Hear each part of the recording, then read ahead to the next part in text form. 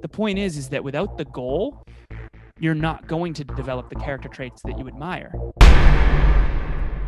And this is a great time to do it. If you're looking back and you're like, I really didn't give it my all this year, like I really didn't show up as consistently as I could have, you need to give yourself probably a little bit of pain. Kevin and Alan, my brothers, welcome back. Welcome back to the Superhuman Life. Thank you for having us. We're very much looking forward to chatting again together this time. Couple bodybuilders talking personal development. I am pumped. These are my favorite meathead, deep level conversations. Love it. Absolutely love it. So we were chatting a bit offline before we recorded, and Alan, you shared something on kind of how people view this time of the year. So everybody listening to this, we're recording this a few days after Christmas. This will be the first episode of 2021, and really our goal here today. We don't have a script. We're going to make this an open conversation between the three of us. For you guys that haven't done so yet, when you're done with this episode, make sure to go back and listen to both Kevin and Alan's episodes. They are recent guests, both within the last 2 months. But because of the fire that they brought in the conversation, we had a lot of requests to bring these guys back on. And I even chatted with Alan on our podcast that we're going to set this up.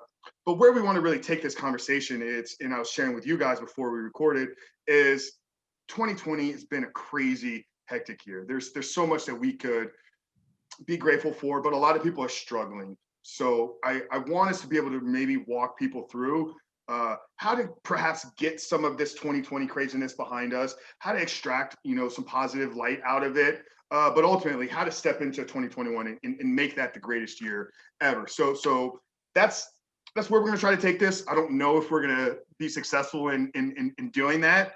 But Alan, you were sharing something about this time of the year, how people need these podcasts, how people need influencers, mentors, coaches more now than ever at this time of the year. And it completely, well, Kevin brought it up first, and then Alan, you just kind of added to it. Can you kind of just share like what your whole perspective on why people need us more than ever during this time of the year? Yeah. So I think it all comes down to a simple fundamental that you and I might have talked about in the last episode, which is like, if you want 2021 to be better than 2020, you have to get better in 2021. Because your aunt might change, or your mom might change, or the economy might change, but your life really kind of won't until you do. And so you're lightning in a bottle for every conversation you have. So if you're a more well-developed human being, everyone around you is going to act and react according to that. Back when I used to drink a lot, a lot of conversations would be, and a lot of circumstances would surround me and attract to me about drinking or whatever. So if you're a huge fan of sports and everybody knows that, people are going to talk to you about sports. If you're a huge fan of personal development and everyone knows that, everyone's going to talk to you about this kind of stuff. And so if you want 2021 to be different than 2020, you have to decide in advance to be different in 2021. And for me, I'm going to lean way more heavy into leadership. I'm going to lean way more heavy into books for sure. So I think that, just to be practical here, I'm like dogmatic about updating my calendar. Like right after this, if this goes to an hour and 45 minutes instead of an hour and a half, I'm going to update the calendar later tonight before I go to bed with the truth. Because when I reflect on 2020, I want to say, okay, what was the best investment of my time? What was the worst investment of my time? What would I do more of? What would I do less of?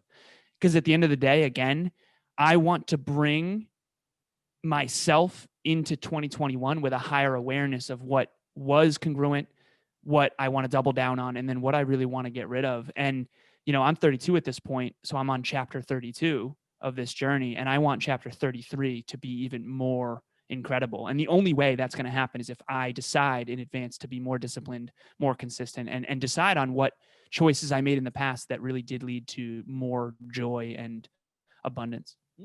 Fire. I think it's important to, when you're reflecting on this previous year, and Alan and I talked about this, and I know we kind of disagree on this, but early on in the pandemic, you'd see a lot of posts from people saying, well, if time was your excuse, now you have all the time in the world. If you don't come out of the pandemic without a business, like if you don't have a business at the end of this, you're screwing up. And I did a video on LinkedIn that got a lot of engagement that said like, we're all bodybuilders here, okay? I traveled for work. I've worked out in probably 70 different gyms. If you weren't as seasoned of a gym goer as I was, and you were traveling all over the country, it would have been way harder for you to do a bodybuilding prep. Now, the point I'm making is somebody who has never started a business, this isn't the environment for them to prosper maybe. And I think, again, I know I usually don't go this way because I'm usually a little bit more hardcore, but I do think it's important to reflect and take into account the circumstances. You know, when COVID happened, we said, look, we're not coming out of this worse than we went in. And we got the studio and we did the masterminds and we've gotten clients and it's been great.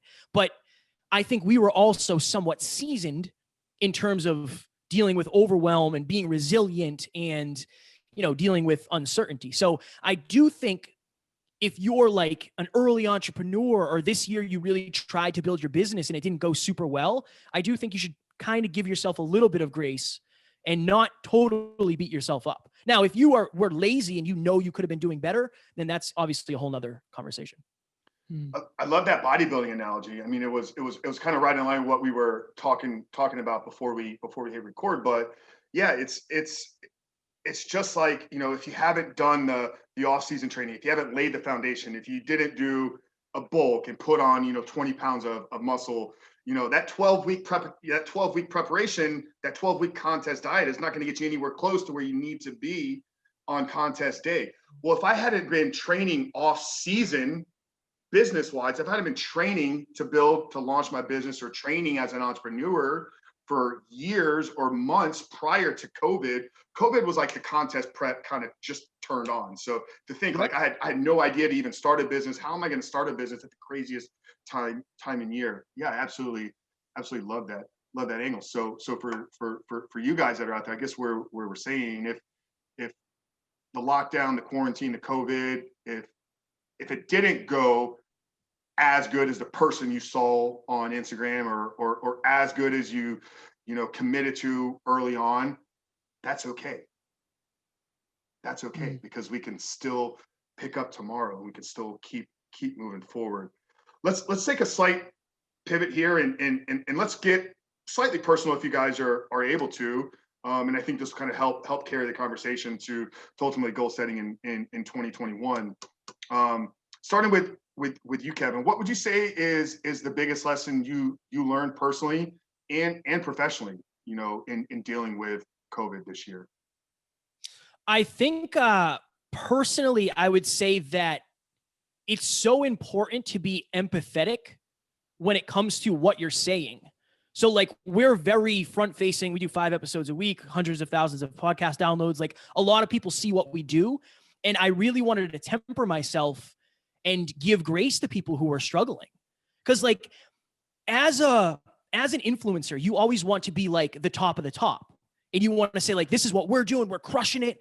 You know, you guys are on this awesome journey with us. But I also think it's super important to say like, look, you know, a lot of things changed for us because of COVID. I live with my girlfriend now, which was amazing or is amazing, you know, and we have grown a team and all these things. But I think it's super important to reach down to the people that you're influencing and say like, look, it's not going to happen the same for everybody. Like that was the biggest takeaway for me is like, because even when I saw those posts about like, you better come out better than you went in, it's like some people can't even pay the bills.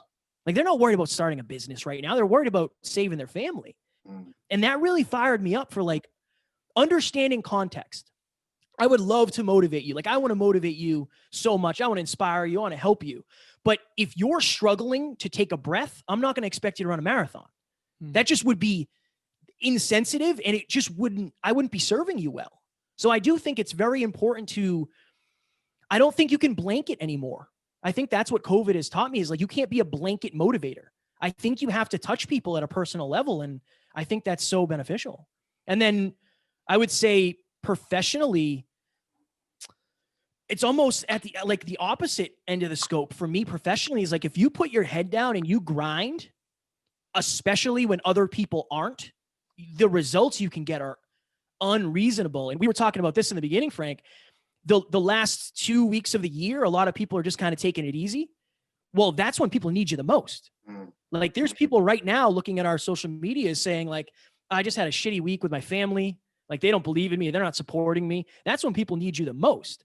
So that's when you can add the most value and become the most valuable. So it's almost like my lessons are kind of polar opposites, but they kind of tie together for me. No, that's amazing. I want to ask you, like, personally with that grace piece, because I shared this 2 weeks ago when we had Vincent and his dad on. That's something I struggle with still to this day. I mean, I struggle with it internally, and I've had people actually that know me very closely, like, reach out. You know, I'm very passionate in my delivery of the content. Like, you guys watch my videos. I'm on fire. Like when you get me talking to my tribe, to my men, like the fire comes out. But I'm also very big on ownership and responsibility and taking complete ownership. I mean, I got right behind me both of those books, Complete Ownership and 12 Rules for Life. I love Jordan Peterson's work because it's all on personal responsibility.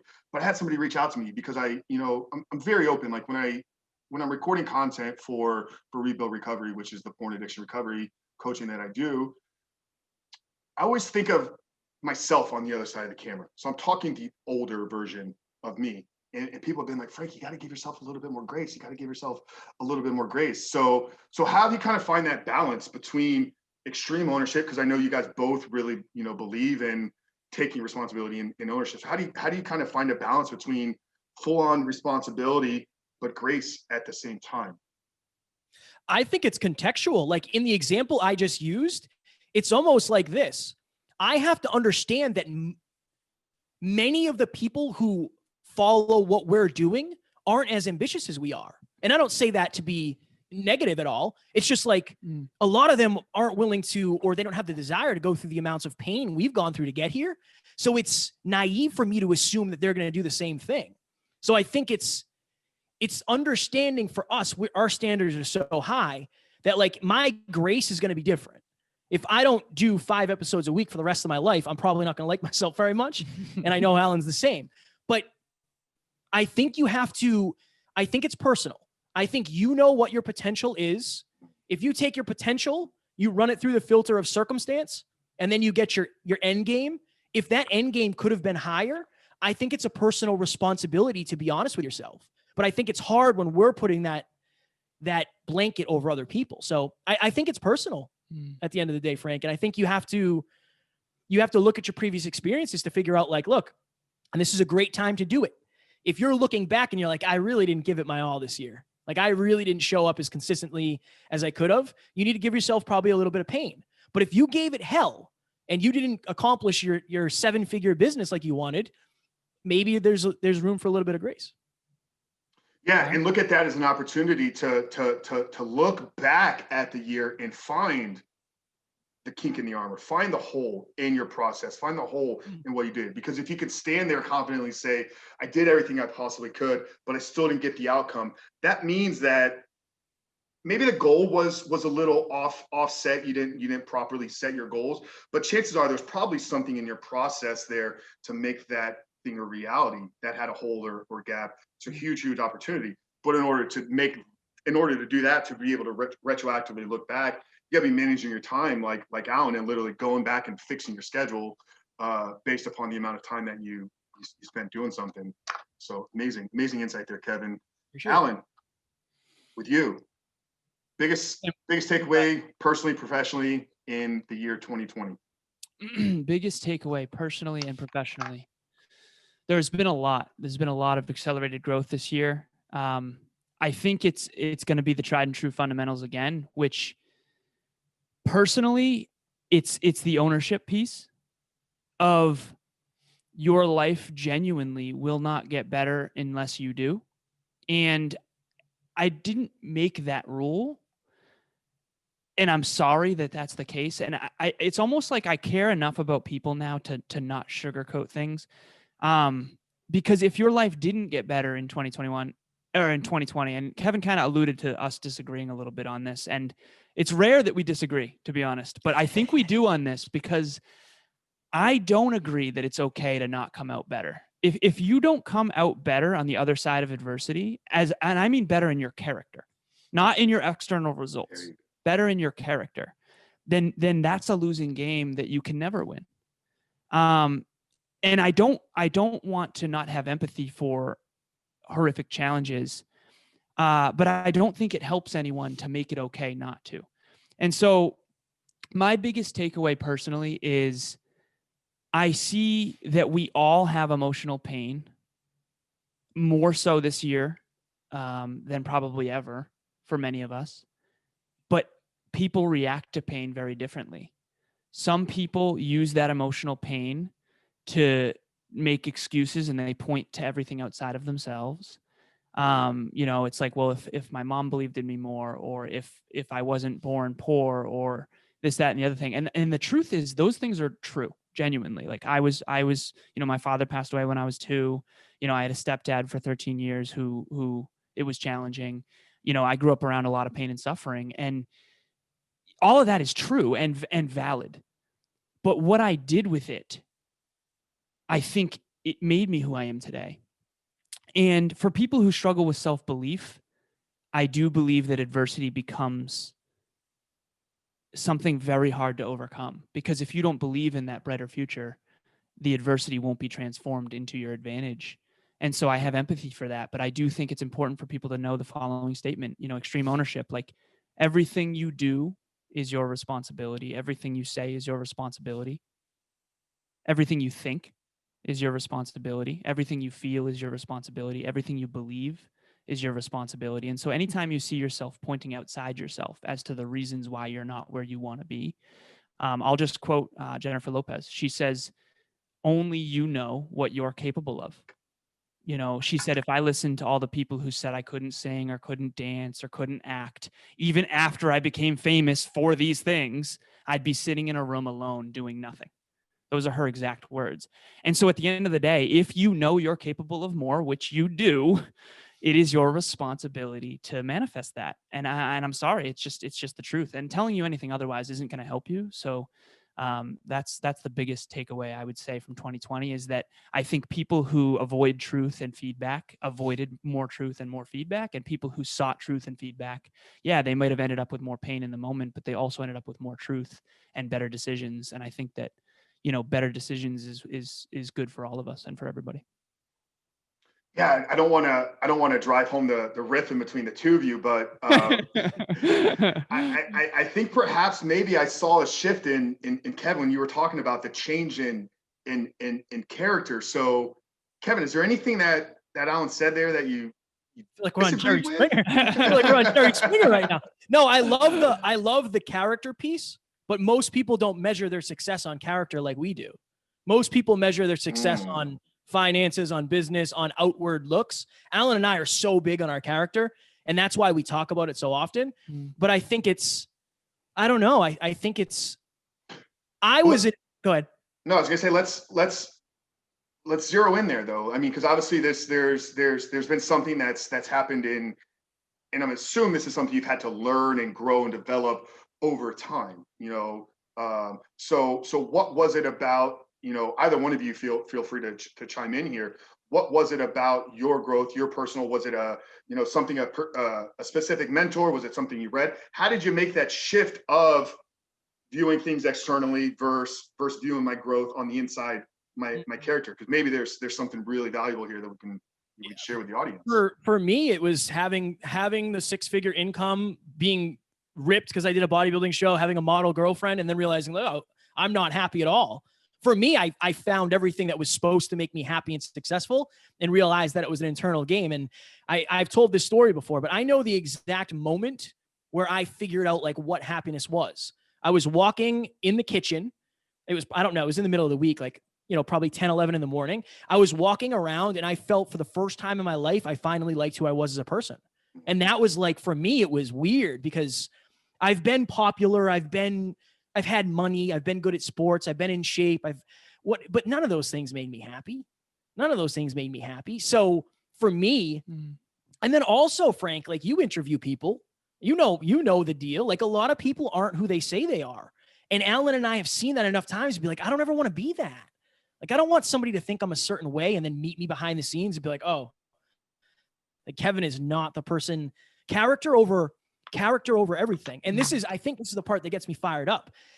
Alan and I worked on our character for the first 4 years of this business and didn't make any money. So I think it's like, I want you to come out with a character, a better character. But if you're only basing your success on that, you're going to end up, like we were. Broken, despondent. No. I love that. Alan, you had something to add? I think Kevin's right. I think most people do base their happiness on externals. And I think understanding and having empathy for that, because we did too, is important. But I think that the awareness piece that needs to shift for anyone listening is, listen, like, the only way you're ever going to be fulfilled, which I think is the true litmus test of whether or not you're in alignment with your highest self, is if you're focused on your character. And if you're growing towards your maximum potential, which no one else can tell me whether or not I am, only I know that I am or am not. Maybe certain mentors or friends or peak performance partners can give me mirrors of where maybe my blind spots are, or where I'm doing great or where I'm doing poorly. But at the end of the day, if I don't feel good about me, it's most likely because on some level, spiritually, mentally or emotionally, I'm not making choices congruent with my highest potential. And I believe that we are all here to maximize our potential. And I think that looks unique to all of us.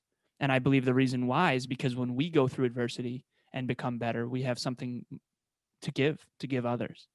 And I know that I wouldn't be who or where I am without certain mentors that believed in me when I didn't believe in myself. And the mentors who made the biggest difference are the ones who told me the difficult truth of, like, it is up to you. Like, no one's going to come and save you. You have to free yourself from this cage that you've put yourself in. I'll give you a vulnerable example. When I broke my nose, I hated my nose for the longest time because it was like I lost my symmetry. And my belief was that good looks would get me love. And I thought I lost my symmetry and my good looks. And that couldn't be farther from the truth, right? And one of my mentors, my main mentors, his name's Dr. Ping. He was my chiropractor. He still is. And he said, all you see is this.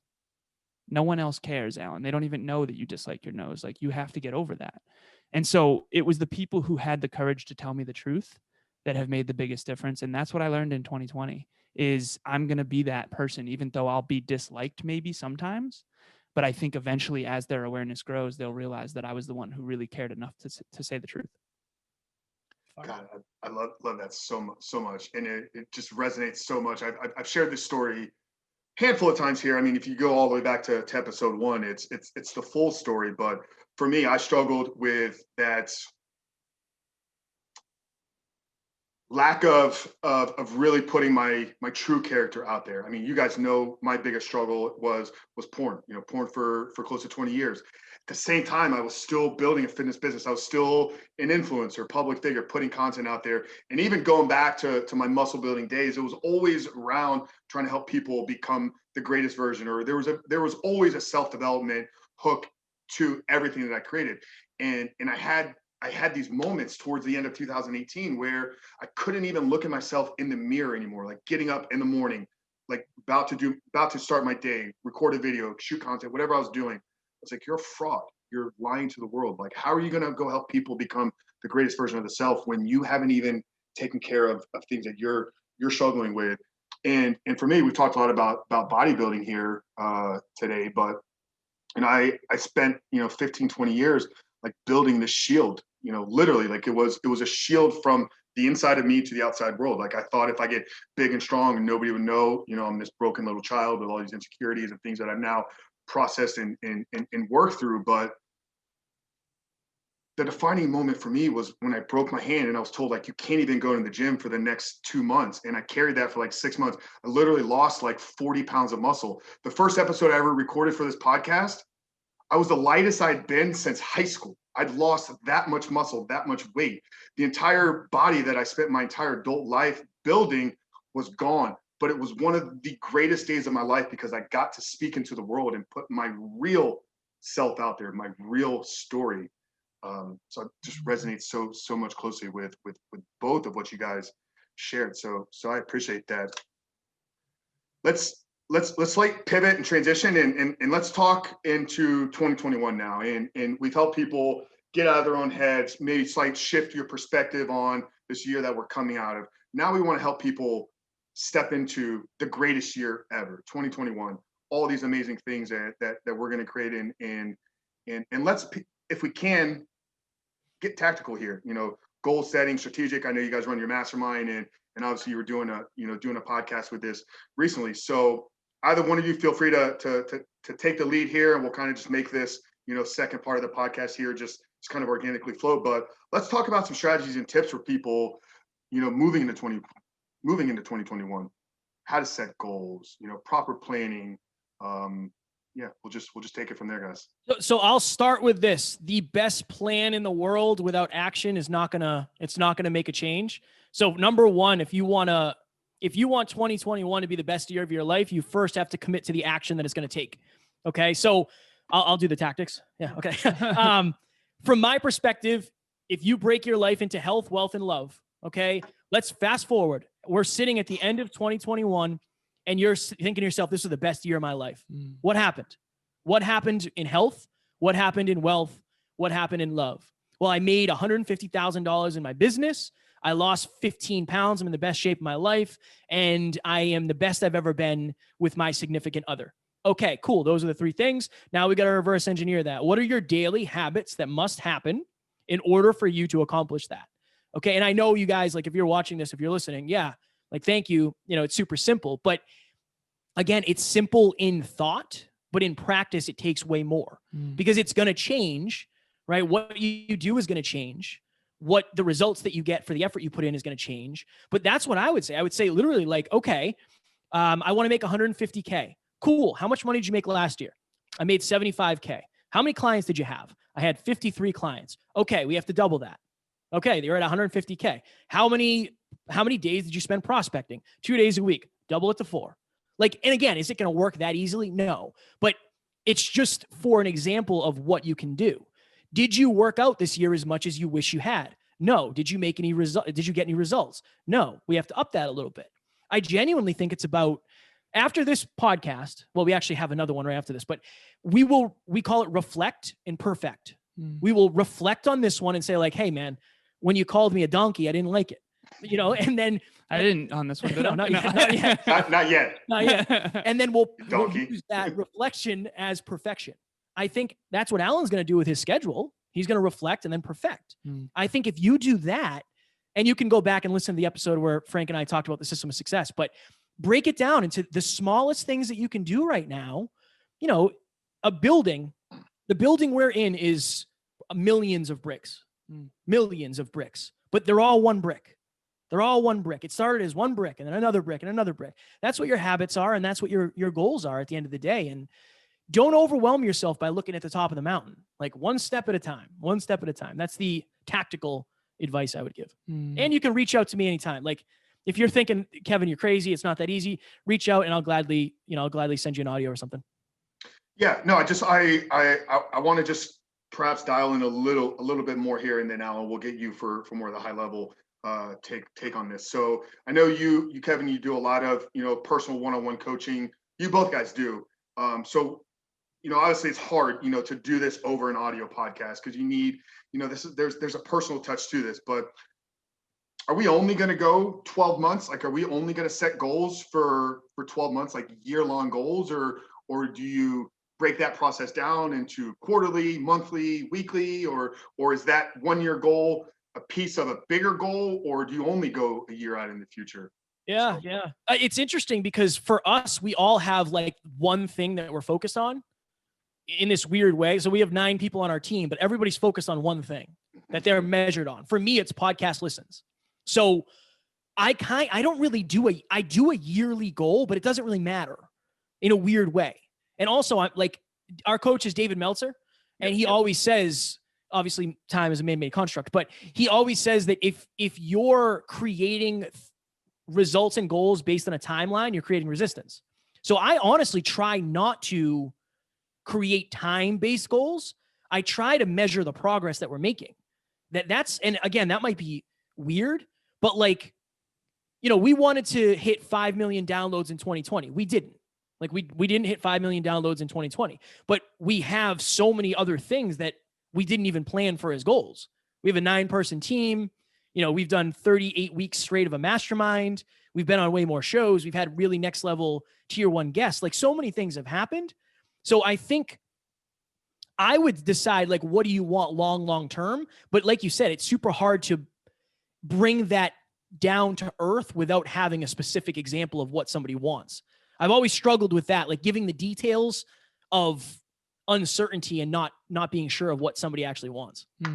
Yeah, no, I get that, because I mean, I started 2020 as the head of sales and partnerships for a multi-million-dollar marketing agency.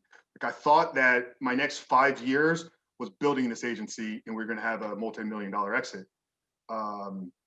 That all changed because towards the end of January, I was on a guest podcast and somebody asked me what I was most excited about. And I hadn't even shared this with anybody. I hadn't even talked about it, but I wanted to help 100 men quit porn. Literally, like, in an instant, my entire goals for 2020 changed because I had to figure out, okay, how do I now leave this full-time position where I'm working 60, 80 hours a week, helping build this company. I don't even know how to coach anybody because I've never helped anybody beyond myself. So I'm not certified addiction.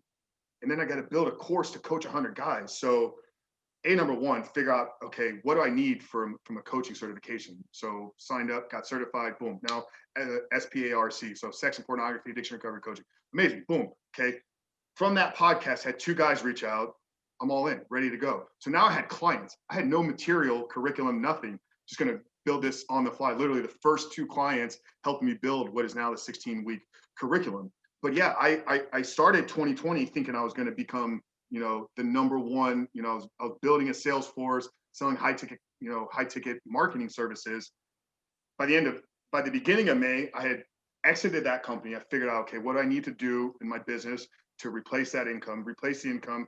Now the second half of the year was really piecing this all together. Now I'm moving into 2021 very clearly defined on what I'm trying to accomplish. But yeah, had I not been able to, had I not been flexible and I had not been able to pivot, and I stuck true to what I said in January, like, we may not even be here possibly recording this podcast. I definitely wouldn't be, doing the coaching work and some of the exciting things coming up. So we got the tactics there. Alan, kind of have you speak to, more of the higher level, and I think, because a lot of what you shared, Kevin, was great on the business side. Let's keep this, if we can, on people's personal goals. That could be business. Maybe somebody's got a business, maybe they got a career, but let's speak more to the individual, like my life.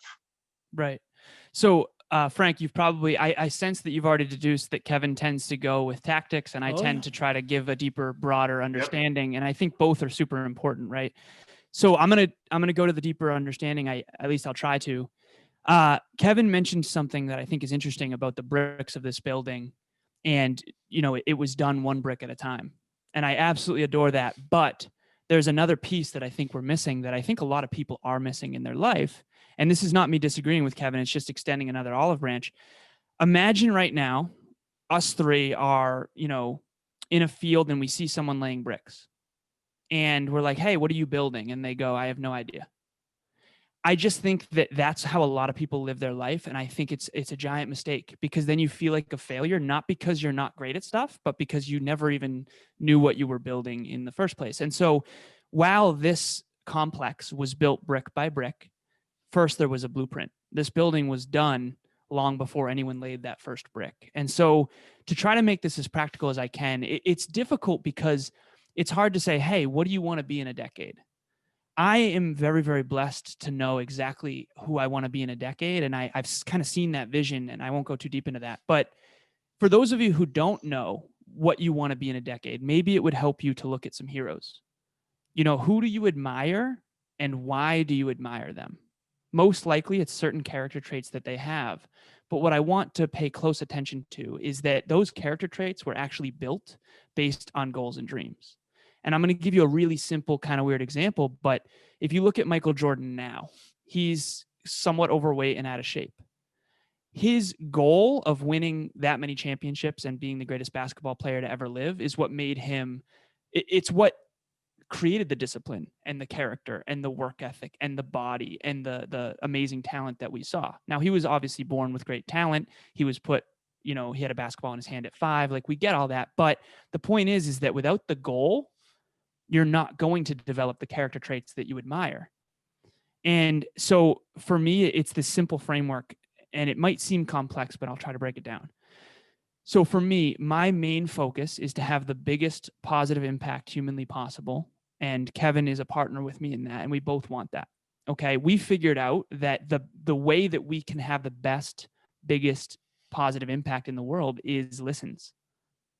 So the podcast is the vehicle, but the podcast isn't the goal.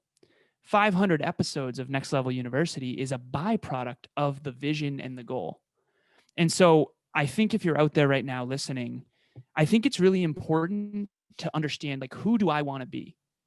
What are the character traits that I want to embody? And what is the lifestyle that I want to live? Not just now, but in a decade. And then what are the goals I can set where the byproduct of that?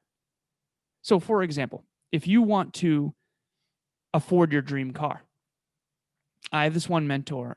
He was the CEO of a lot of tech companies, and he bought an $80,000 Mercedes that was really cool. And he was showing it to me, and I could kind of tell, like, you never really cared about cars. I know you don't. And what's interesting is I know a lot of people who would love this car who can never afford it. The difference is that you think you want a nice car. What you really need is financial mastery. This mentor told me that at 18 years old, he grew up in a poor family that migrated here from Germany. And back in his early days, Germans were very discriminated against because it was after World War II. And he, you know, had nothing. And he said, you know what? I'm going to spend the rest of my life getting wealthy. And so he naturally was drawn to all the persons, places, things, and ideas that made his financial mastery more. Now he can buy that $80,000 Mercedes on a whim anytime he wants. He could have 7 of them if he wanted. It wouldn't even matter. Whereas I know other people that would want those 7 that could never have them, because what they thought they wanted was a Mercedes Benz. What they really needed was financial mastery. So if you can focus on the mastery and the right goals that will get you there, I think that's where everything starts to really fall into place. But again, we weren't taught any of this, so it's not your fault. But now that you know, I do think it's your responsibility to try to at least figure out what that is for you. Yeah, you guys did a podcast here just a week ago, actually, the 10 things we should have learned in school. I want to dive into that here in a minute, but I want to, if I can, perhaps maybe add something. I love the brick analogy, and I love how, because I think where I was trying to lead Kevin as far as, like, do you only go a year? Is it a bigger picture? Like, Alan kind of brought that home, but realizing kind of going with the buildings, like, you could, like, the people that built your building, like, they had a blueprint for that one, but they also had a blueprint for millions of other buildings that have been built prior to that. That's fire. Realize in your life, you can find a blueprint that somebody else has used in their life, but the blueprint will not be the exact one that you need. So waiting for the perfect blueprint, waiting for that time to come where you have every brick laid out exactly where it needs to go, right? You're going to be waiting forever. So you got to walk this fine line of, like, preparation, planning, blueprint, but also knowing that I'm building the first building in my life for this particular building that I'm trying to build. So the first one that I complete may be a little bit sloppy. There may be some goo, laying out. There may be a brick there may be a hole on one side, but that's okay, because you can add on to it later on. It's fire. Well said. Very well said. So let's go 10 things we should have learned in school. This wasn't something I had planned, but because you brought it up there, so planning obviously wasn't one of them. Goal setting. What were 3 of the top 3 or 3 of the 5, or all 10 if you guys want to? So I'll be straight with you, Frank. I don't remember all 10. We do one of those a week, so there's a lot of those. For me, I'll be. You guys do that recurring episode every week? No, we do like 10. We've done 10 ways to help your relationship. 10 ways to do this, like, and you can tell that I'm naming those because they're tactics. But yeah, it's been awesome. It's been awesome to do that every week. But for me, like, I think the number one thing is relationships. Genuinely, I didn't learn a single thing in school about relationships. And at the end of the day, not all of us are going to start businesses. Not everybody in the world drives a car. Right? Like, there are people who don't drive. Not everybody in the world is going to, do anything. But almost everybody ends up in a relationship at some point in their life. And I think that there's this myth that you're going to attract your dream partner and you're going to be capable of having the best relationship ever with zero training. And it's like, it's the one thing where people expect to have the best in the world result with zero training. And that, like, for me, you know, Alan and I both have the best relationships we've ever had. We are so very blessed. But I know that I wouldn't have the relationship I have right now if I wasn't as knowledgeable on relationships as I am. And I didn't, very much what Alan said. I thought to myself, who do I have to become in order to attract and sustain my dream relationship? And I don't think a lot of people do that. They wonder why they don't have their partner. One of the biggest questions I get from people in my DMs is, how do you get your dream relationship? You become the person who's capable of attracting and sustaining it. That's what it is. And that's why I lean so much into character. My girlfriend doesn't care about what kind of car I drive. She doesn't care how successful I am at business. She doesn't care how many episodes we hit. She cares that I'm a good human being who takes care of her, who is respectful, who she feels safe with, who's, you know, honest, all of those things. So for me, at the end of the day, like, I think it's a shame that more people don't learn about relationships because they think everything was either their fault or their partner's fault, when the truth lies somewhere in the middle. You're both to blame if things go south, for sure. I appreciate that.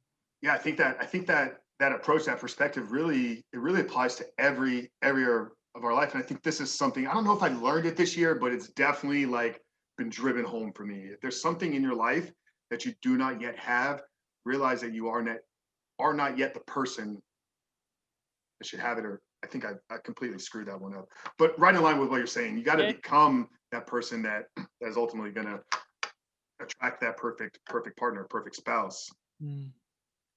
Alan, what did we not learn in school?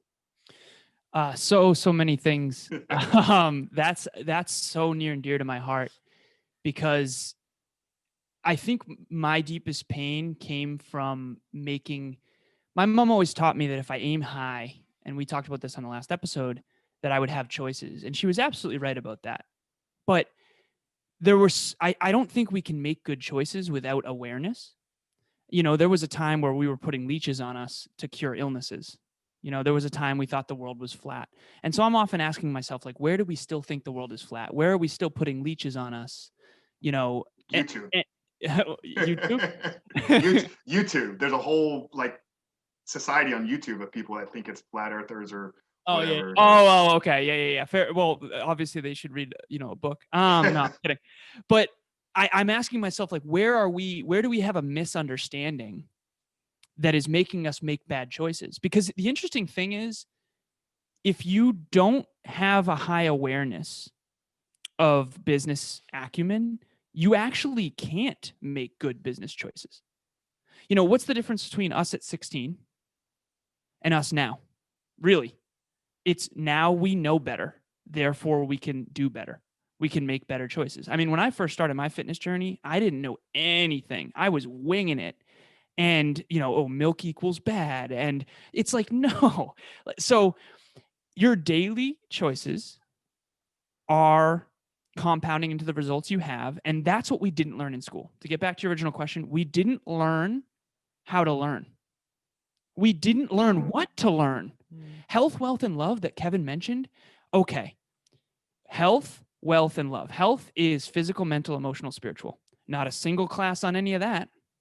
Maybe physical education, maybe, kind of, right? Yeah, but dodgeball isn't necessarily education. I was good at it too, so I really enjoyed it. Yeah, I'm not sure there was actually any education in the physical education that I grew up in. It's, hey, get out there, sweat around, and leave us alone for an hour. But yeah. Right. Okay, and then wealth. Okay, how much money do you make? How do you make your money? AKA, what do you do for your career, the skills? And then where do you invest it? Not spend it, invest it, because everything's an investment. Okay. Didn't learn anything about any of that in school. None of it. We use money every day. We eat food every day. We exercise and move our bodies every day. Didn't learn anything about any of those three things. And then what Kevin mentioned, love, friends, family, romance, you know, mentors, mentees, you know, colleagues, clients. we didn't learn how to interact and play well with other boys and girls. We did through osmosis, because when you put people in schools, they have to learn how to do all that stuff, but there wasn't like curriculum. You mentioned your 16-week addiction overcoming curriculum, which, by the way, that's so awesome. Because I know so many men struggle with that. I know I've had some challenges.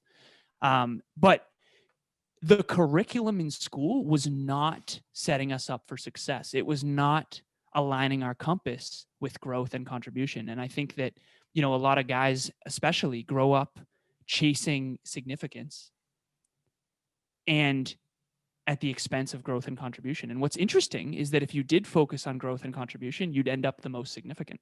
But we weren't taught that either, right? So I could talk a whole episode on what we didn't learn in school, because I get fired up. That's actually why Kevin and I are both super passionate about giving back to kids. Yeah. Because how can they? This holiday season, I'll say this briefly. Kevin and I donated, and our coach Dave Meltzer, we donated $700 to Burncoat Elementary down the street for clothes for these kids. They have a clothes closet, and one of our dear friends' little sisters is a teacher at this school. Her name's Sarah, and she basically said that there was one student in 2nd grade who had a pair of shoes, and then in 5th grade there were holes in the shoes, and they were still wearing the same pair of shoes. And so it's like, that's what we're trying to do, is not just obviously Next Level University. Our podcast is to help people learn. We want to raise people's awareness so they can get to the next level in their life. That's what we're here for. And I guess if you're out there listening, we didn't learn a lot. There's a lot we didn't learn in school. And if you can transform your own personal development into teaching other people what we didn't learn in school, I think you're going to see everything in your life improve, and you're going to have a huge impact. So that's kind of a long-winded answer to your question. No, that's so. Can I add one? Please just quickly. Failure, like Mm. the one thing, and this is why I talk about entrepreneurship. But this is anybody. If you're watching this, if you're listening to this, I don't care if you have a 9 to 5, if you're looking for work, whatever it may be. We were not taught how to quote unquote fail forward. Like there's a good chance I will say something in this episode, or I already have, that like I probably was like, that probably wasn't the best thing to say. I could have done it better. That's a fail forward moment. We were never taught that. You get a 65 on the test, you take it home, your mom and dad are screaming at you. It's not like, I wish a teacher would sit somebody down and say, you got a 65. And maybe teachers are doing this now, so I don't want a blanket statement. You got a 65. Why did you answer this question the way you did? Well, I thought blah, blah, blah. Okay, I can see why you thought that. Let me give you a different perspective, right? We weren't taught that failure isn't final. Failure is only final when you quit. And I think that's such an important lesson that especially kids need to learn. Well, yeah, I mean, we're going in a completely different angle, and that's okay. That's what happens here on the Superhuman Life. You guys know that. Very passionate on the education piece as well. We'll have to have you back on for a whole other conversation there. But the failing piece, this is something that not in schools, but in sports now, it's like losing has been taken away from kids. Like a lot of little leagues, like, don't keep score anymore. There's participation trophies for everybody. No, the trophy goes to the winner. Everybody else, you lost, get better, practice, come back next season and try to win. That's the process of failing, learning from it, growing, and becoming again. So yeah, I love that, guys, because I have very strong opinions on education. We did a small little segment with Danny and Maura way back when we had the Fat Food Family on. But yeah, I think we need to do another education specific one. So curious, because you slightly mentioned it, and I know you guys recently, we talked about it, I think with Kevin on the first episode, the transition with hyperconscious to now Next Level University, keeping with the theme of school, and maybe I'm asking a projection question into the future. Is there something when you guys came up with university, like long term, do you see this evolving into more of an educational system? Is that something you guys have thought about? Am I coming out of left field here? No. So it's interesting because when we switched, we were like, okay, we got to switch the website. Obviously, it can't be hyper conscious. Next Level University was taken, and the guy who had it was not going to give it to us. He was not a very kind person. Yeah. So we were sitting down one day on a team call, and I was like, what about Next Level Universe, where like everything is encapsulated? And everybody's like, oh my God, that's great. All right, cool. Now we have the name. We're going to build an online platform where it's very much like an online campus. You want to learn about health and nutrition? We'll have that. You want to learn about finances? We'll have that. So we're planning on building out an online platform that's going to have a bunch of different courses. We don't know what the pricing yet is going to be, but it's like, Alan spent 150 grand going to school, right? Like, what if you could get that for $80 a month? Like all the stuff that, you really need to know to live your dream life. Like that's what we're all about. So you are projecting into the future, and we are connected clearly because Fire question. Appreciate that. Yeah, it's like I haven't looked deep into it. You guys might have seen it as well. I get the ads on YouTube every once in a while for masterclass where they'll bring in a featured kind of expert. It seems to be something kind of similar. Like it's a back end area where you log in, you look like you're learning specific kind of things. So yeah, kind of as with that kind of part of the conversation was evolving. I'm looking at your sign right there, Next Level University. There's something to the university there. I just want to say too, there's a reason we mentioned health, wealth, and love. It's life, level up your life, love, health, and wealth. It's majoring in the major things. If you have a 0 to 10, if your health is a 10, physically, mentally, emotionally, spiritually, your wealth is a 10 out of 10, and your love life, friends, family, intimate relationship, all that is a 10 out of 10. You have a level 10 life. What else could you want, right? Instead of worrying about what Trump tweeted, like concern yourself with your own health, your own wealth, your own love. And if you do that, it will ripple out into affecting others. My girlfriend really blew my mind recently when she said, Alan, I consider you a really great man, the greatest man I've ever met. And while I loved her saying that, and that meant the world to me genuinely, but she said, what if what is best for you is what's best for the world? In other words, get rid of this selfish versus selfless thing. What if what's best for Alan Lazarus is what's best for the world? And I believe that that's true for all of us if we're virtuous. Now, if we've got all kinds of addictions, I've been guilty of that too. And we're in vice world. Trust me, that's, I've been in negative town many times, but I also learned there. And then I came back to virtue. And so that's another piece I would extend as well is if you're out there listening and you think that you appeasing others is what's good for the world, I would question that. And I'd say, what if me reading a book alone by myself on a Thursday night for an hour is what's best for others? That's a huge thing I learned in 2020 as well. So I just want to extend that. And I think there's even not more powerful, but another real big takeaway there as well. Perhaps somebody's hearing this and in 2020 has been too hard to bear. A lot of people lost their lives. We understand that, and we pray for everyone that has lost a loved one or is currently going through something right now. But maybe you're sitting there realizing, like, maybe I'm just not made out to have the best. Maybe I'm past my time, or like I don't deserve any good. And it's no. What's best for you, whoever's hearing this, whatever you're going through right now, what is best for you on the other side of what you're struggling with right now, what's best for you on the other side of this addiction, what's best for you on the other side of this relationship challenge, what's best for you is best for everybody else. And we need us all to operate at our best, and that's what makes this world an amazing place to live and operate in. God, it's powerful. Love that there. Amen to that, brother. Love that. So let's God, we've been going for quite a bit here already. Let's bring this home and wrap it up with let's talk personal goals for 2021. If you guys are willing to put anything out there, you don't have to share, your most intimate and personal goals, but what's Kevin looking forward to, moving into 2021? Big goal or big three, or just something you're going to knock out here in the next 90 days. Feel free to take it wherever you want here. 2021, Alan and I have set a dual goal of hitting $1 million gross revenue in Next Level Podcast Solutions, which is a business we started last year. So honestly, I think a goal for me is to make this year the year that all the hard work we've put in behind the scenes of being the best men we can be really comes to fruition.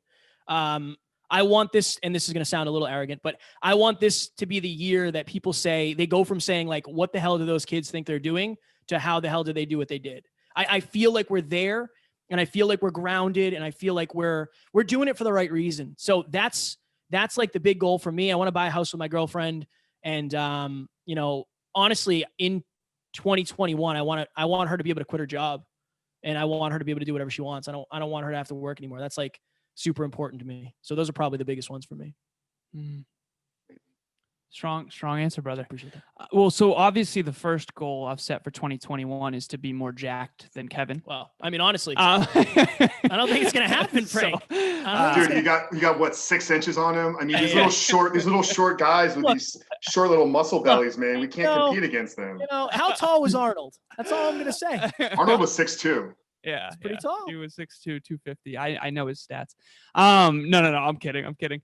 So similar to what Kevin said, and I don't know if we talked about this, but instead of just answering your question, I'm going to go down this giant rabbit hole. No, it won't be too deep. So the consistency flip. John Maxwell talks about this. He calls it the consistency flip, and it's called the bow tie. And they talk about it in real estate, all this different stuff, but it's really simple, but it's really profound and really important. And the first thing I'll say before I explain the consistency flip is something that I've come to realize again in 2020. If with consistency, all things are possible. Honestly, without consistency, almost nothing is. And I've come to that awareness recently, because in my head, I'm like, what makes me different about why do I believe I'm capable of anything? I think it's because I'm playing a long game. I'm playing like I could, in 10 years from right now, all three of us could climb Everest and come back alive and succeed. If we did it right now, all three of us would die, guaranteed. Why? Because we haven't trained. We don't have a guide. We've never climbed mountains before, or at least I haven't, right? I haven't. So, and you guys would die because I'll be dragging you guys behind, right? And obviously I haven't done cardio in a dog's age. First of all, I'm from Florida, so you gotta drive 300 miles north just to see a hill. Okay. Yeah, exactly. Okay, so we would die. But here's the thing. People make the mistake of saying, I can't climb Mount Everest. No, you can't climb Mount Everest right now. See, okay, so now let me explain the consistency flip quickly, and then I'll give you my actual goals for 2021, which was your original question. Okay, I want you to picture a bow tie. So picture an X and Y axis, a graph. This, for the math people out there, you'll love this. Okay, there's a upper right quadrant. There's a line from the bottom left to the upper right. Okay, and it's called results out. Then there's a line from the upper left to the bottom right, effort in. All right, at the beginning of a journey, fitness, business, relationship, you name it, effort in is a 10 out of 10. It's like brutal, especially in business. I'll use business as an analogy. It's like, first of all, the market doesn't know you. Nobody knows you. You're brand new to your craft. Like, you think you're a podcaster now? Like that whole thing, right? Yeah. Level 10 effort in for zero return. Zero. Okay. But eventually you start getting good. You start learning. You start establishing yourself. You start building self-belief and self-esteem. All of a sudden it's 9-1. Then it's 8-2. Then it's 7-3, 6-4, 5-5. Holy shit, 5-5? My effort is actually returning a result that I wanted 6 years ago, right? Okay. And then eventually it flips. This is called the consistency flip. All of a sudden, effort in is actually lower than results out. And this is when you start to have like, oh shit, Leonardo DiCaprio in Titanic. Well, he's been acting since he was 11, but now the whole world knows him. Okay, he's on the other end of the consistency flip. The problem is, so eventually, at the beginning of a journey, it was level 10 effort in for zero results. That's Eminem in a trailer park writing raps. Okay, that's Taylor Swift at her first barbecue with like no one listening. That's Michael Phelps the first time he was in the pool, right? That whole deal. Okay, then eventually, it's a level 0 effort in for level 10 results. That's John Maxwell, having written 100 books. We all know his name. Why? Because he just wrote forever, right? He said, my 8th book was my first good one. My mom only bought the first 7. I have 0 books, right? So if you're out there right now, just understand the consistency flip and have reverence for that early part. What Kevin just mentioned is true. We've been putting in some serious work and getting made fun of and laughed at. And what are you guys doing? Like, I quit corporate America making a lot of money to really chase my dreams and have the impact I want to have. And Kevin did the same, you know, not corporate, but making more than 6 figures. And at one point I was landscaping for $100 for 4 hours in the hot sun for a friend's mother. Okay. And now I'm making way more than that. But I'm always going to have reverence for that time when I could have made $250,000 from one of my mentors offering me a VP of sales job, but it wasn't congruent with who I knew I could be. And so I'd rather make $100 landscaping for 4 hours in the hot sun, knowing that one day the world will know what I see now only in my heart. And I think that's what I would give people. 2021, make it a great year, work your butt off, set big goals for sure. What are my goals? What Kevin already mentioned. $1 million in gross revenue in Next Level Podcast Solutions, which is the business behind this one. We want to do at least 50 million listens. And again, even if we get halfway there, it's still 25 million, right? So impact. And then also I want to buy a home with my beautiful girlfriend as well. And so we're on a similar trajectory, and we're all in though. We're playing an infinite game. Oh, yeah. We'll still be doing this at 40, 50, Just getting 60. started. Yeah. Just getting started. Right there with you guys. And I'm so excited to be a part of your journey and watch you guys continue to grow and change the world. Guys, if you did not just get what Alan just said, go back and rewind these last 4 minutes, because perhaps that's consistency loop. Was that the correct? Consistency flip. Consistency flip. That in and of itself will change so many. I'll share with you guys personally. So I started my YouTube channel back in 2009, just because I was a meathead and I wanted to put impressive lifts out there. I really started content back in 2017 with the launch of Frank Chris Fitness. We were doing 2 videos a day, or 2 videos a week. I'm sorry. Muscle building, 10 minutes, some talking head, but it was a lot of execution, this and that. Stayed really consistent. I wasn't 100% with 2 videos a week. And then at the beginning of 2019, because of a slight shift in my focus of work, stopped doing it. But those videos were still out there, over 100 videos that I'd put out there. Well, kicked back up to the end of summer this year, July 28th, I went all in and said, I'm going to start doing a video a day, not on muscle building, but a video day on porn addiction recovery. So about 6 weeks into that, I finally hit YouTube Partner Program, which basically means I can monetize my channel through ads. I can't monetize any new video because YouTube won't let you monetize porn addiction or porn related because of the content. Like, a lot of advertisers just want to be partnered with that. But all of those videos that I created in 2017 and 2018 are now, it's not making me a ton of money, and that's okay, but not doing any more muscle building videos. I'm making a couple $100 on the ad revenue on all the videos that I did 2 years ago. Had I not consistently been doing new videos this year, though, to get my views up, to get my subscribers up to where they needed to be on a monetization piece, then all that effort from 2 years ago wouldn't have carried out. So absolutely love that. Congratulations, brother. That's awesome. That is. That's awesome. Yeah. Now I got to figure out how I can then just take that money and just flip it and turn it into promotion. Because tiny olive branch. If we saw, this is the problem. We see people on the other end of the consistency flip. I was watching a Kobe Bryant video today where he was talking about when he was 10 years old, he was in a league that most professional NBA players are in when they're kids. And he's like, I didn't score a single point for an entire summer, not 1 point. Yeah. And he realized he was terrible, and he went back to the drawing board of, like, he had a menu of, like, okay, jump shots, I'm going to start there. And then within 2, 3, 4 years, he was actually the best in the entire country, but he was the worst in that league. But we don't see that. We don't hear about that. We see Kobe Bryant with 5 trophies, 5 NBA championships. Yeah. Well, Michael Jordan got cut from his JV team.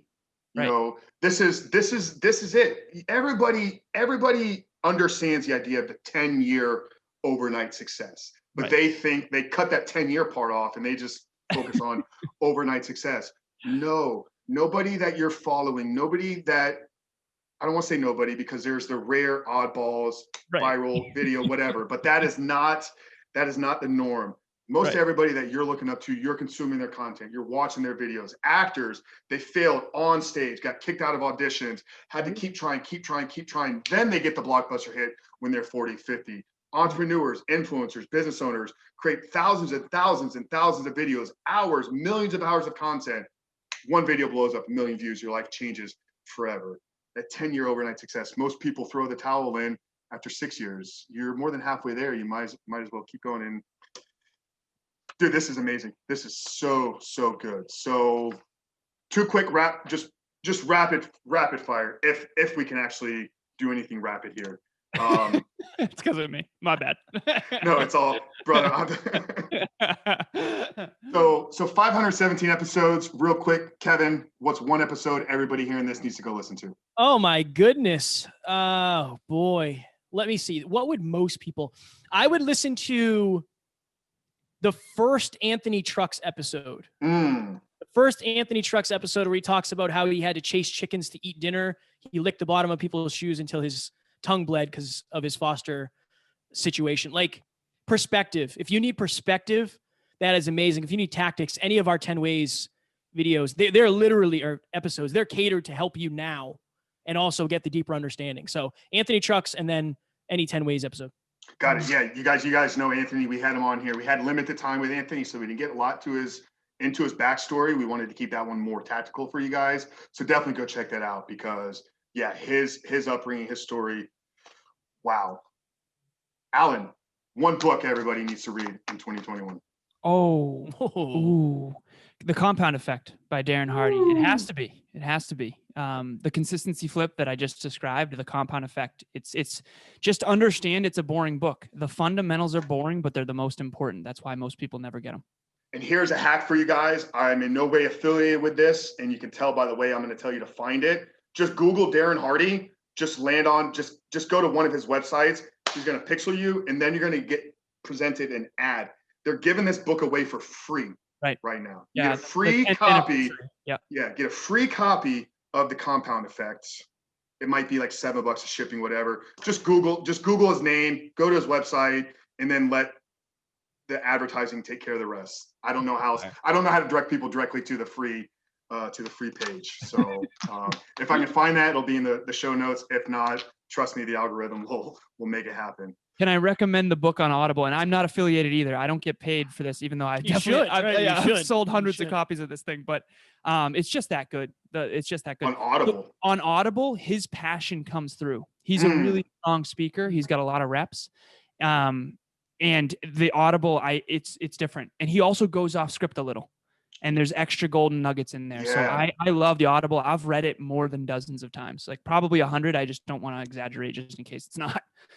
Got it. Have you listened to Can't Hurt Me on Audible? Oh yeah. By David Goggins. Yeah. Similar thing there. I that book, maybe that Audible, I was in tears. I don't know, 5, 6, 7 times, like literally like sitting in the living room, just crying while I'm listening to a book. I'm like, what's wrong with me? We've all been there, brother. Yeah. We've all been there. Well, guys, this is absolutely amazing. Obviously, we don't need to ask you what a superhuman life is. We wrapped that one up with on the first episodes with each one of you. So I don't really have a good ending here. But any final words, Kevin, Alan, for the audience here on making 2021 the best year ever? I would say use your imagination more in 2021. Use your imagination more. I think that's something I've really leaned into. I was the kid who didn't really believe anything we're doing now is possible. Alan's helped me so much with that. So I use my imagination a lot. Like if it wasn't from my imagination, I would have quit a long time ago. So I would say, honestly, really leverage your imagination and stop. And this is the other thing. And this is something I'm super passionate about. Don't let the 5 people in your life telling you can't accomplish your goals stop you from helping hundreds or thousands or millions. Like, cause you'll regret that shit on your deathbed. You'll regret that. So stop listening to the 5 people who don't believe in you. Start listening to the hundreds or thousands of people who need you. Oh, that's fire. That's good. Appreciate that. It's real good. I don't know if I can follow that up. Got me fired up at the end. In 2021, I would say call it hardcore, but honestly, stop letting yourself off the hook. We can all be logical for a second. The easiest stuff to do, the most popular stuff to do. Okay, the most popular soft drink is Coca-Cola in the world. The most popular wine in the world is Franzia. The most popular restaurant in the world is McDonald's. The most popular, if it's popular, it's average. The human condition wants the path of least resistance. It does. It's natural. It makes sense. We're all kind of inherently lazy just in our biology. You got to fight that shit. You got to. Stop letting yourself off the hook. Because every time you say you're going to work out and don't, every time you say you're going to tell your girlfriend what you're grateful for and don't, every time you say you're going to get that special gift for your mom or flowers and don't, you're losing self-esteem. And when you lose self-esteem, you lose confidence, you lose self-belief, and then you hurt people you love because you feel like crap about yourself. Stop letting yourself off the hook. If you say you're going to work out. If you say you're going to do something, do it. Keep the promises you make to yourself, and I promise you, everyone in your life will consider you a leader, and they'll be better off as well. Yeah, I've stolen it from Ed Milet, and I probably said it, I don't know, at this point 1,000 times on this podcast and hundreds of thousands of times elsewhere. But your self-confidence is built and kept by keeping the promises you make to yourself. Absolutely love that. Guys, this has been such an absolute pleasure and honor. So grateful for both of you, for the work that you're doing, for the love and content and everything you're putting out into the world. Truly is changing my life and changing our audience's life and changing millions of lives through your own distribution as well. So appreciate you guys for jumping on here together. Guys, make sure to go check out Next Level Podcast. 1 episode a day, from shorter ones to longer form ones. I mean, over 500. Obviously, check out Anthony Trucks, but you have your picking. I mean, whatever question you have, I can tell you there's probably going to be an answer somewhere in these 500 episodes. Get plugged in on their YouTube channel. Follow them on Instagram. We'll link all that down there below, guys. And if you haven't done so yet, help us continue to grow this show, grow this mission, and grow this platform by rating and reviewing this, whether it's Apple Podcasts, YouTube. If you're watching the video, we appreciate you guys. Make sure to subscribe, turn those notifications on. If you're listening on Podbean, Stitcher, wherever you're at, we're all over the place. Like, rate, review. We love you guys. For Kevin, for Alan, Frank, Rich Achievement Life. Love you guys, and we'll see you next week.